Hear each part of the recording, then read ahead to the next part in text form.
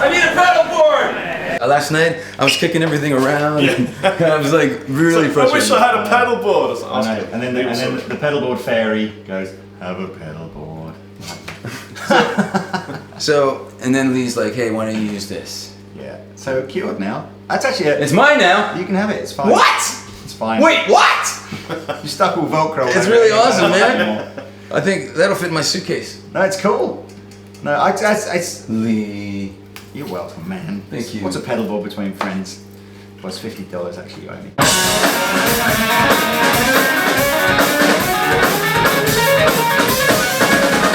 I got a lot of comments on the tone last night, which was kick-ass, and when we played, and it was... I got a chance to play this a little earlier today, and I'm that P90, because I'm a fan of P90s, but I sometimes find that they haven't quite got the bite on the gain sound, but that does. Well, you're going to hear it in a minute, because this sounds... But yeah, it's not overwhelmed, that's the thing, isn't it? It is overwhelmed, but actually it's a very unusual gauge of wire. Oh, right. That the winding is, and Rob Timmons at Arcane Pickups, he came up with it, and we went back and forth a couple of times, and I tried it out and loved it, and I let my buddies try it, and we're all geeks, like tone geeks, and we're all like, holy, it has this really nice girth to it. Like when you go for high notes, everything's sexual with these guys. It is. It's never mind. Wait, it's not just you guys. Never mind the it's length. every guy. Never mind the length. It's all about the girth. It's sorry about that. Sorry about that. But the whole thing is whatever it takes. I'm sorry. Whatever. Okay. The high register sounds really thick, and then when you play the chords, you get the bite, but you also get this really brown sound. I plugged into a couple of plexi sounding Eddie Van Halen amps last week, and I started playing like anything, like Unchained, Feel Your Love Tonight, I'm the One. It all sounded like, and it's not even the kind of guitar that Eddie Van Halen uses. But I heard you play a Van Halen solo in the middle of your set last night. Did I? Oh yeah, beat it, right?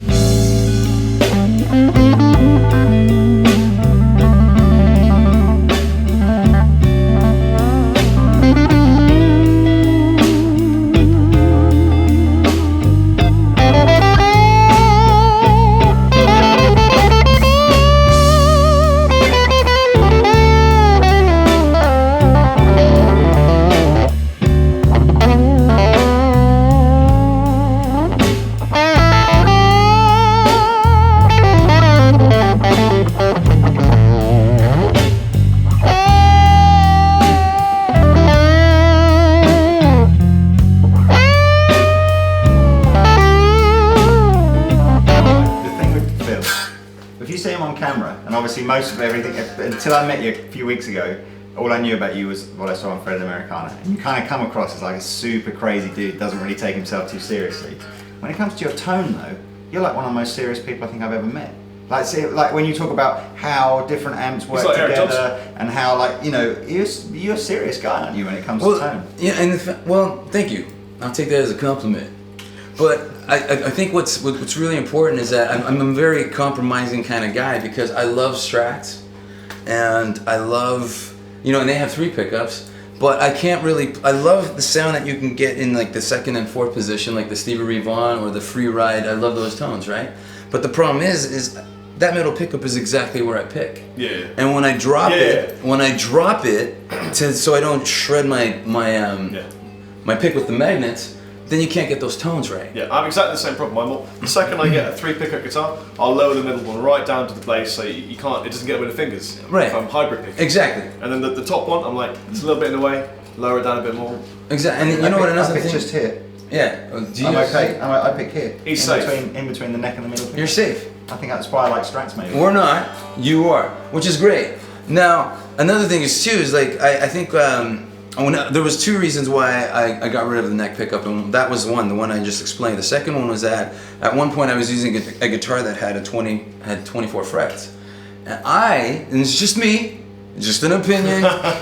Yourself. When a guitar has a 24th fret, I feel like the neck pickup is in the wrong position. It's too close to the bridge. You don't get that sweet Child of Mine velvety tone, right? So I yanked it out. And then I really noticed that, wow, man, this guitar, the treble pickup actually sounds better without that neck pull of the magnet.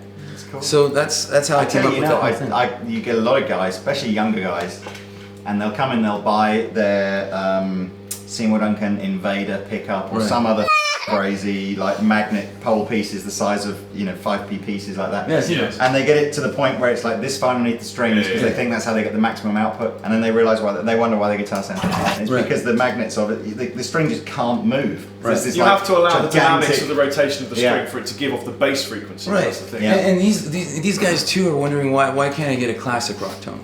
Why can't I get Jimmy Page or Angus Young or Bad Company? Why you got to be really good. Oh, you got to be really good. But you got to play very loud. But the thing is too is if you actually try to play, if Steve Vai plugged into Angus Young's amp, right? He would be really, really limited to what he could do. And probably vice versa. If Angus plugged into Steve Vai's amp, probably couldn't control all the gain. It would sound all weird. But people don't understand that.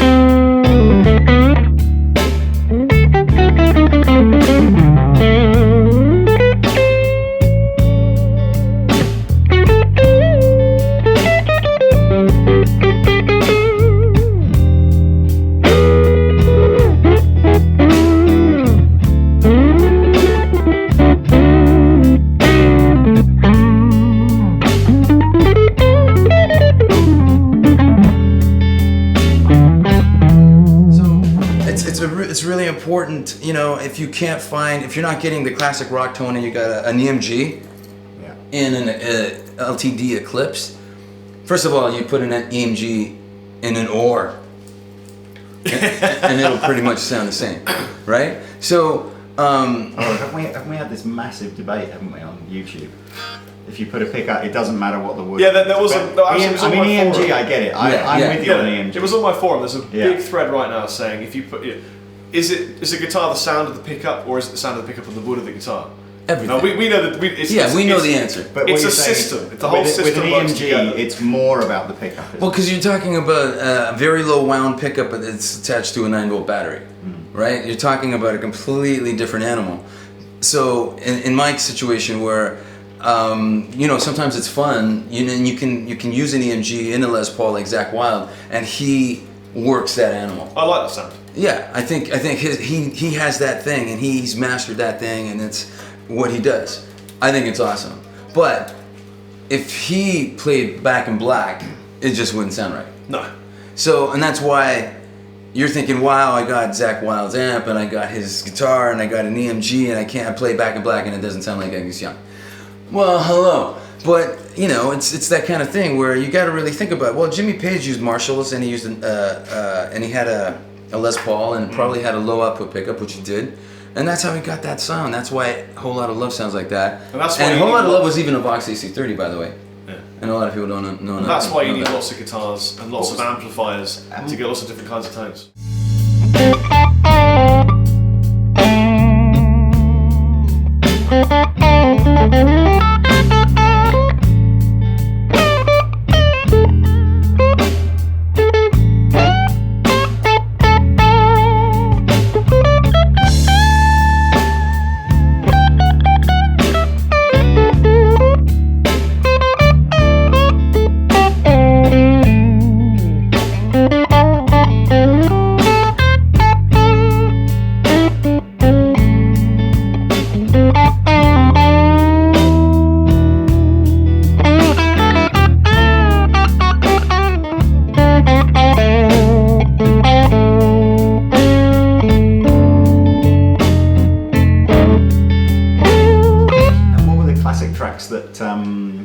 Jimmy Page recorded where he had a Telecaster on there, Les Paul? Because I always hear this myth that there was a lot of stuff. Well, there was a lot of stuff with the I think on the first record it was a lot of a Telecaster, and if you listen to Communication Breakdown, it's the Supro. It's it's a little amp. It's not even a big amp. It's not a Vox AC30. It's not a Marshall. It was a little Supro, like amp that maybe 18 watts, and Italian, and people will go, hey, you're wrong, and I don't care. Well, because I know when I plug the telly into a Supro, or even my Tone Master, if I plug a telly into my Tone Master, I get that sound. It sounds like a small amp, but with the mic in the right place, it sounds like a bigger amp. Like a lot of artists become iconic for using a certain model, but then you use so like everyone thinks Jimmy just used Strats all the time. Right. He used a load of Flying V's in loads of recordings. Well, it's the same. I get into that. Everyone will fall into it. If I see Slash in a picture playing a BC Rich or a telly, I'm like, that looks weird. Yeah. Because he's a Les Paul guy, right? Or even like Brian May, who used his Brian May guitar, and then Peter Green with a Strat on Need Your Love So Bad. Right. Or a telly in the video for.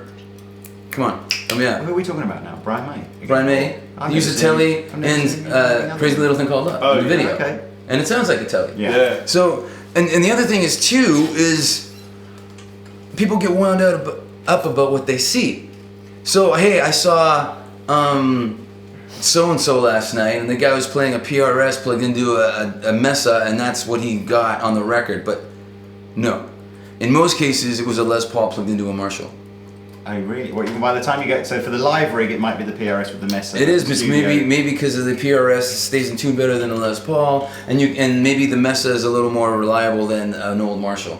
But in the studio, in most cases, no, this is true. Yeah. Maybe in most cases, it's usually a Les Paul and a Marshall, but people get it into their heads. Well, in the video, he uses this because he gets it for free, and maybe even a salary, and it's funny because it's association thing, right?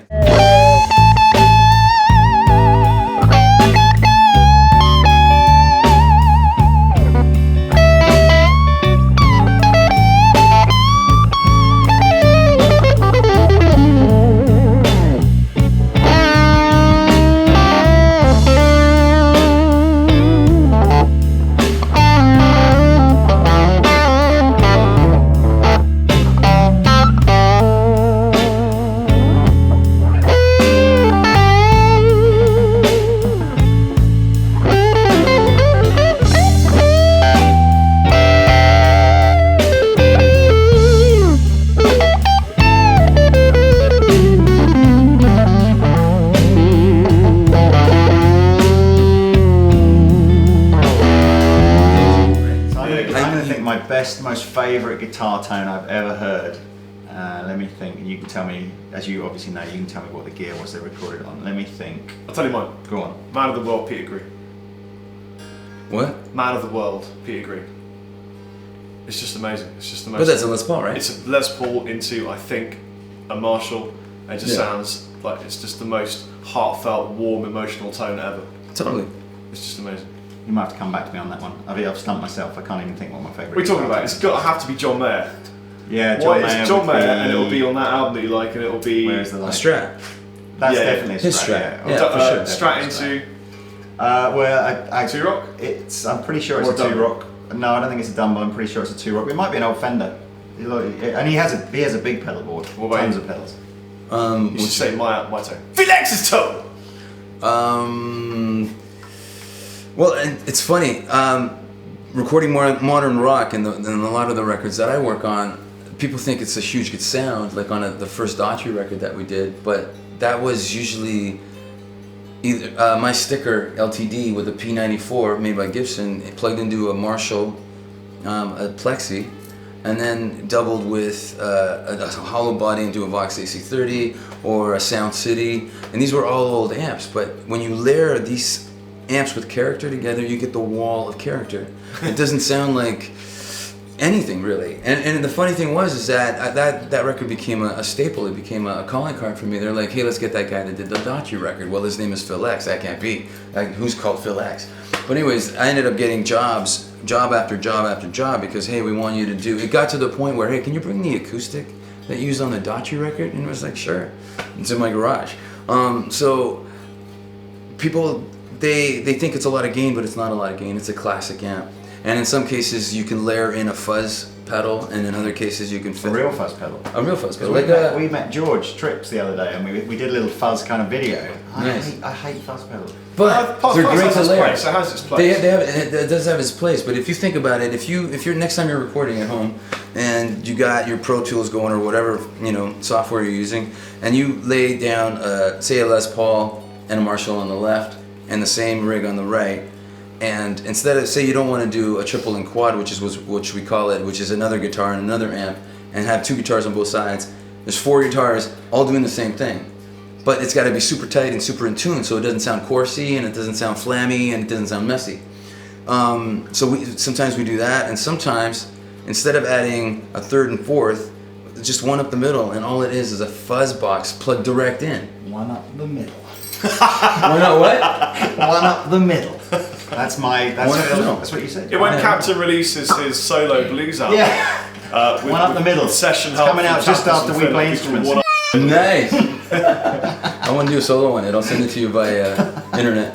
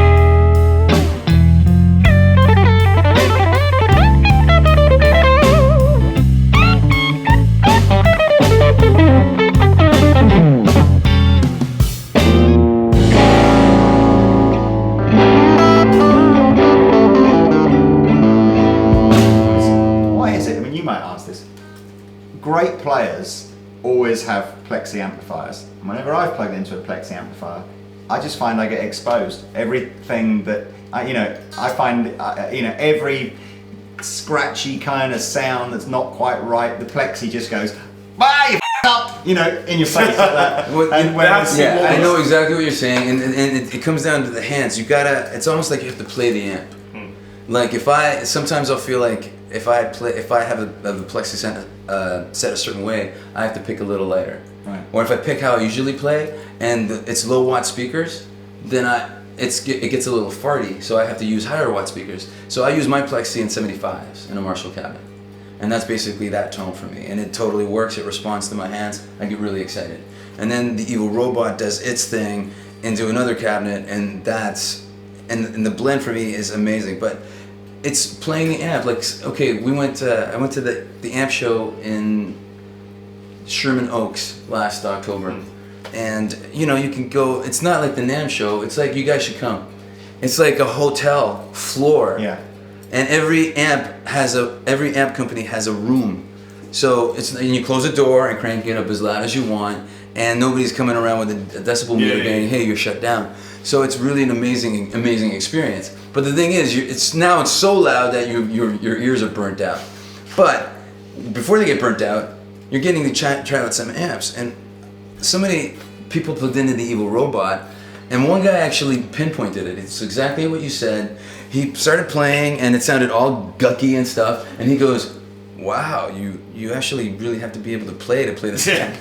Because it doesn't respond to sloppiness. No. It's going to tell the truth, and nothing but the truth.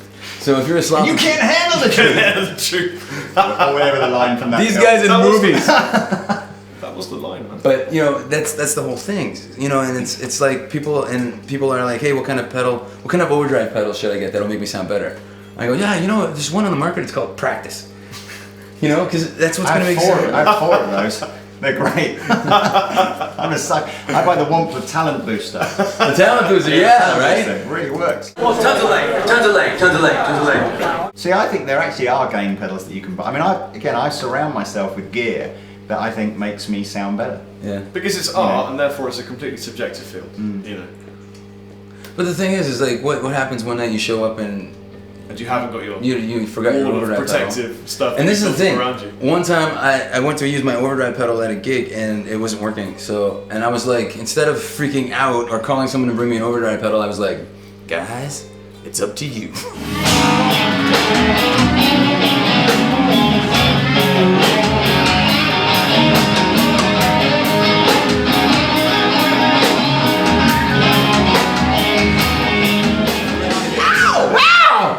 Oh man, don't hurt yourself, buddy.